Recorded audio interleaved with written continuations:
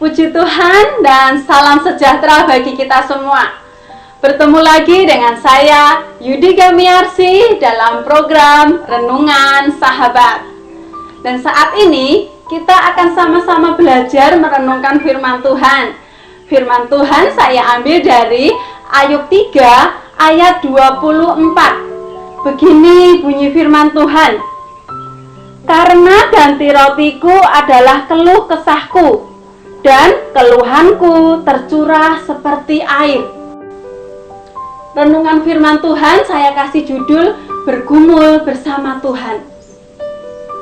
Sahabatku yang dikasih oleh Tuhan, pergumulan atau permasalahan itu adalah hal yang wajar yang dihadapi oleh manusia. Jadi, kalau saat ini ada di antara kita yang sedang berada dalam suatu pergumulan atau permasalahan, itu adalah hal yang wajar. Banyak temannya, semua orang juga punya masalah. Tetapi yang sering menjadi permasalahan adalah ada beberapa orang ketika diperhadapkan dengan permasalahan yang berat, mereka kecewa lalu meninggalkan Tuhan. Untuk itu, pada saat ini kita akan belajar dari pribadi Ayub. Dalam Ayub pasal yang ketiga, di sini menceritakan ungkapan isi hati Ayub saat dia mengalami penderitaan yang berat. Dalam Ayub pasal yang pertama, di situ firman Tuhan katakan bahwa Ayub adalah orang terkaya di bagian timur, dan dia punya 10 anak, 7 anak laki-laki dan yang 3 adalah perempuan. Firman Tuhan juga katakan bahwa Ayub adalah seorang yang saleh, jujur dan takut akan Tuhan. Dan kalau kita baca di ayat selanjutnya, di situ juga menceritakan bahwa pada hari yang sama semua harta bendanya Ayub habis dan 10 anak yang ia kasihi meninggal di hari yang sama. Kita bisa bayangkan betapa hancurnya hati Ayub pada waktu itu. Di hari yang sama dia kehilangan 10 anak yang ia kasihi. Kalau kita saja kehilangan 1 orang yang kita kasihi, hati kita hancur. Ada yang sampai menangis beberapa hari. Nah, ini Ayub, dia kehilangan 10 anak yang dia kasihi pada hari yang sama. Betapa hancur hati Ayub pada waktu itu. Dan kalau kita baca di ayat selanjutnya, Ayub juga menderita sakit barah yang busuk. Dan kalau digaruk dengan beling saja, itu sampai tidak kerasa. Kita bisa bayangkan, Ayub sudah sakit secara fisik dan hatinya juga hancur. Dia mengalami penderitaan yang begitu berat dalam hidupnya. Makanya dalam pasal yang ketiga, dia menceritakan keluh kesahnya. Dia menceritakan kekesalannya, kemarahannya, kekecewaannya. Sampai-sampai dia mengutuki hari lahirnya. Dan dalam ayat yang ke-24, ayat yang kita baca tadi, di situ kan tadi mengatakan bahwa karena ganti rotiku adalah keluh kesahku dan keluhanku tercurah seperti air.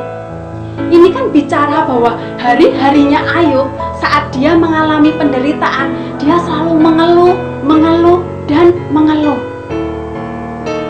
Nah, tetapi yang luar biasa dari pribadi Ayub, yaitu ketika dia mengalami penderitaan yang begitu berat, dia tidak meninggalkan Tuhan.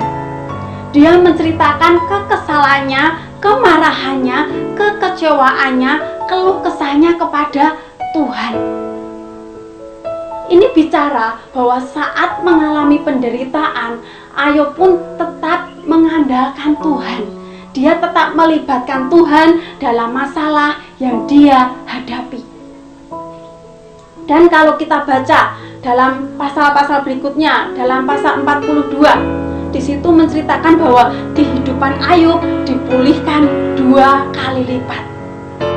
Menjadi pembelajaran buat kita semua bahwa saat kita diperhadapkan dengan suatu pergumulan atau permasalahan, jangan tinggalkan Tuhan.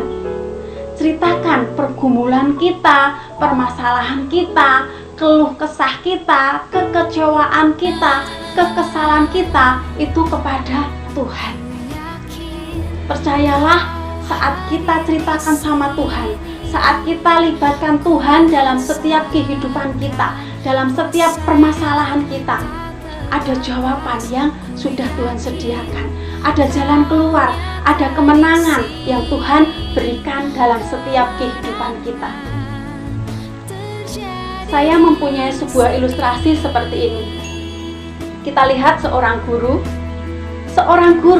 ketika memberikan soal ujian kepada muridnya, dia pasti sudah memiliki kunci jawabannya. Tidak mungkin seorang guru memberikan soal ujian dan dia sendiri tidak tahu jawabannya.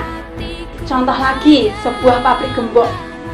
Pabrik gembok itu tidak hanya membuat gembok saja, tetapi pabrik gembok membuat gembok dan juga membuat kuncinya. Coba kita bayangkan, kalau pabrik gembok hanya membuat gembok dan tidak membuat kunci, pasti semua pintu tidak ada yang bisa dibuka. Demikian juga dengan Tuhan.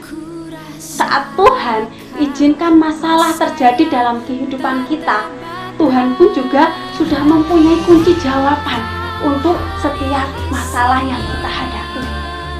Maka dari itu, saat kita diperhadapkan dengan masalah, datang kepada Tuhan, cerita sama Tuhan, mengeluh boleh, kesal boleh, kecewa boleh, tapi ceritakan keluhan kita, kekesalan kita itu kepada Tuhan. Dan percayalah, saat kita cerita sama Tuhan, ada jawaban yang Tuhan berikan untuk setiap kehidupan kita, ada jalan keluar, ada kemenangan yang Tuhan berikan untuk setiap kehidupan kita. Puji Tuhan, inilah renungan firman Tuhan yang bisa saya bagikan buat kita semua pada saat ini. Selalu libatkan Tuhan dalam setiap kehidupan kita. Puji Tuhan, Tuhan Yesus memberkati.